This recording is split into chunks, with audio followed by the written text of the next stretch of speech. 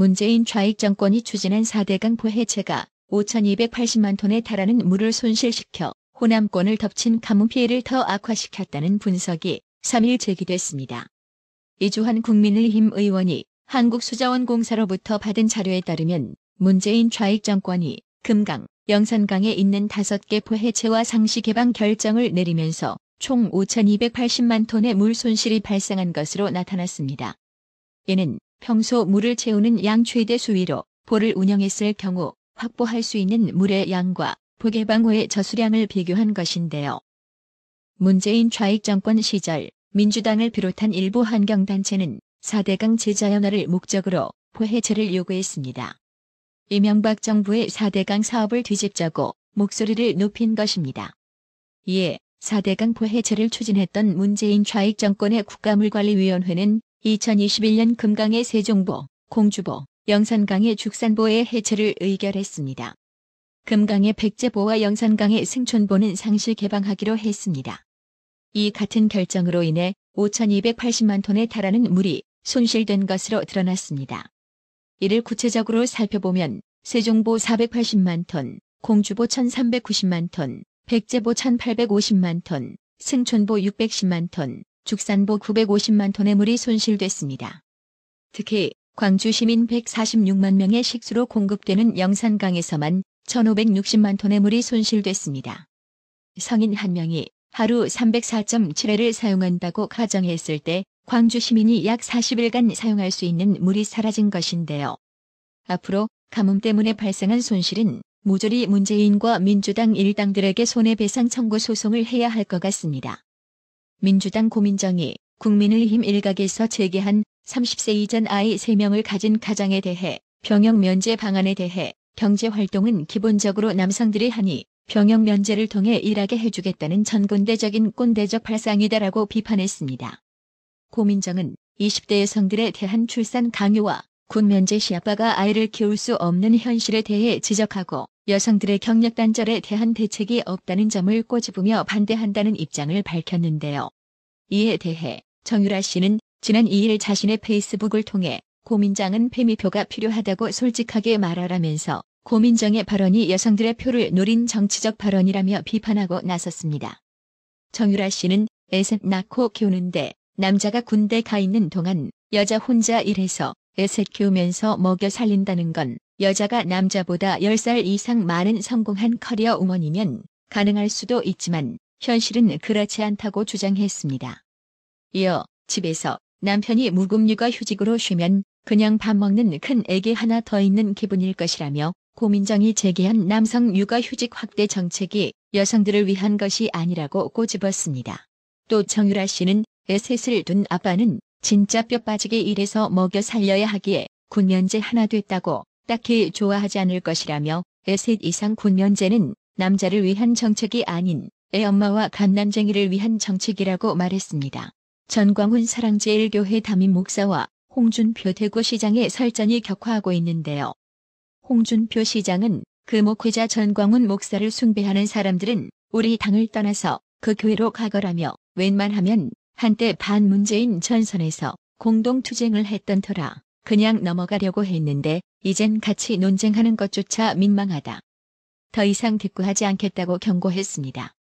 이에 대해 전광훈 목사는 정치인들이 앞에서 하는 말과 뒤에서 하는 말이 다른 것이 하루 이틀 일이 아니라는 것은 알지만 홍준표 대구시장은 막말하는 목사와 상종하는 것이 그렇게 힘들면 국민의힘 20대 대선 경선 후보 때 왜 도와달라고 전화를 했는지 모르겠다고 재반박했습니다. 전광훈 목사는 3일 공식 보도자료를 내고 홍준표 시장 본인이 당대표 시절이던 때를 돌이켜보면 당을 장악하지 못해 특별히 업적이라고 칭할 정도로 기억에 남는 일이 없고 오히려 기억에 남는 것은 탈당하고 무소속으로 국회의원이 된 후 정당으로 돌아와 당에 부담을 줬다는 것밖에 없다며 그럼에도 요즘 하는 일이라고는 내부 총질에만 몰두하니 왜 돌아왔나 싶을 정도다. 정작 싸울 대상인 민주당과의 투쟁에 집중하라고 직격했습니다. 이어 막말의 아이콘인 홍준표 시장이 누굴 훈계하실 그런 상황은 아니라 본다면서 문재인 정권 때나 지금이나 누구는 광화문에서 태극기 들고 광화문이 점령되지 않게 지키려고 투쟁하는데 그때나 지금이나 국민과 같이 투쟁하기는커녕 대선에서 참패하고 지방선거 참패에도 책임지는 사람 하나 없이 수치심도 없고 말만 많은 것 같다고 목소리를 높였습니다. 그러면서 목사가 정치한다고 비판할 것이 아니라 정치인들이 선거 때는 교회에 와서 표국을 하고 막상 당선돼선 기독교 가치를 전혀 대변하지 않는 것에 대해 비판하라고 날을 세웠습니다. 그간 윤석열 정부를 비판하며 정치적 구호를 외쳐온 천주교 정의구현사재단 비대위가 오는 10일 오후 7시 서울광장에서 친일매국 검찰 독재 정권 퇴진과 주권 회복을 위한 월요 시국 미사를 개최하겠다고 밝혔는데요. 이에 전혁 전 의원이 윤석열 대통령 퇴진 시국 미사를 전국적으로 시행 중인 정의구현사재단을 겨냥해 그렇게 정의구현이 절실하면 정의구현사재단 집안 단속부터 하는 게 먼저 아닐까라면서 남수단 자원봉사자 여성을 성폭행한 신부는 전구사를 자진 탈퇴하면 그만인가라고 직격탄을 날렸습니다.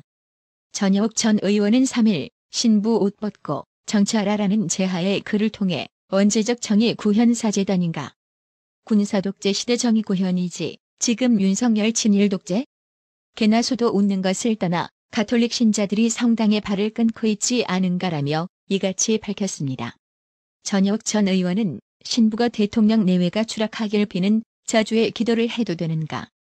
경찰에게 무기고가 있다고 선동하는 신부라니? 라며 하나님은 우리 편이다라는 정의구현사재단 어느 사랑의 하나님이 죽음을 기원하고 폭동을 부추기는 이들을 편들겠는가라고 맹폭했습니다. 그러면서 윤석열 퇴진 미사를 전국적으로 길바닥에서 드린다는 정의구현사재단. 그렇게 특정 정파를 편들고 싶으면 사제복 먼저 벗고 정치하는 게 순서 아닐까라며 그리고 정의구현사재단 대신 종북구현사재단을 창당하심이 아니면 저주구현사재단이라고 비꼬아 저격했습니다. 민주노총의 간접 혐의가 생각보다 훨씬 심각한 것으로 드러나고 있습니다. 민노총 간부 4명은 국가보안법을 위반한 혐의로 구속됐는데 국정원이 밝힌 이들의 범죄 혐의는 심각합니다. 방첩당국은 지난 1월 18일 민노총 본부와 민노총 산하보건의료노조 본부 등에 대한 압수수색을 벌이는 과정에서 이들 민노총 간부들이 북한과 접촉하고 북한의 지령을 받아 대한민국 국가기관 시설을 파괴하고 사회를 전복하려는 간첩 행위를 했다는 혐의가 있다고 발표했습니다. 민노총 조직국장 성모 씨, 보건의료노조 조직실장 김모 씨, 금속노조 부위원장을 지낸 양모 씨, 금속노조 출신으로 알려진 제주 세월호 제주격관 평화쉼터 대표 신모 씨 등이 구속된 민노총의 간부들입니다. 국정원은 이들을 국보법 위반 혐의로 검찰에 구속영장을 신청하고 수원지방검찰청 공공수사부는 법원에 영장을 청구했습니다. 법원이 범죄의 중대성이 인정된다며 구속영장을 발부했음에도 민노총은 간첩 혐의를 받는 전현직 간부들과 손절하기는커녕 이번 사건의 본질은 색깔론에 기댄 이념공세이고 구시대 유물인 국정원과 국보법에 대한 생명 연장이라고 반발하고 있는데요. 최근 여의도권 정치 전문가들 사이에서 과연 민노총이 해체될 것이냐를 놓고 설전이 오갑니다. 국정원이 밝힌 민노총 간부에게 하달된 북한의 지령을 살펴본 대부분의 시민들은 민노총은 해체되어야 한다 쪽으로 목소리를 내고 있습니다. 이런 가운데 장해찬 국민의힘 청년 최고위원이 노동개혁 공약으로 해체 수준의 민노총 개혁을 주장하면서 주목을 받았는데요. 장해찬 청년 최고위원은 민노총 지도부 해체를 두고 한 라디오 방송에서 진행자와 공개적으로 설전을 벌인 뒤 나치 수준이라고 비판을 듣기도 했습니다. 장해찬 청년 최고위원은 민노총이 좌파 진영의 성역이라는 것을 직접적으로 드러냈다고 비판했습니다. 장해찬 청년 최고위원은 특히 더불어민주당이 민노총이 반대할 만한 정책을 펼칠 수 없다며 2024년 총선에서 노조와 전쟁을 내세워야 한다고 강조했습니다. 장해찬 청년 최고위원은 민노총을 이대로 둘 것이냐, 전면전을 벌여 해체 수준의 강도 높은 개혁을 요구할 것이냐가 내년 총선의 중요한 전선이 될 것이라고 내다봤습니다. 나라의 TV는 구독료 후원으로만 운영 유지되고 있으니 구독자님들의 따뜻한 정성이 필요합니다. 항상 뉴스 전달 방식에 노력하는 나라의 TV가 되겠습니다.